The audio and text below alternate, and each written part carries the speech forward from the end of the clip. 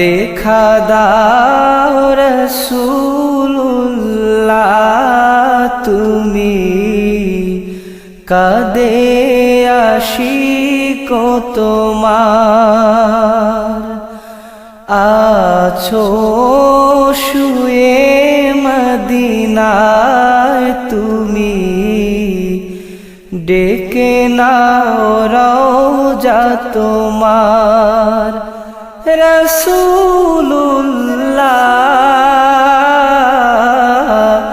কি উপায় হবে আমার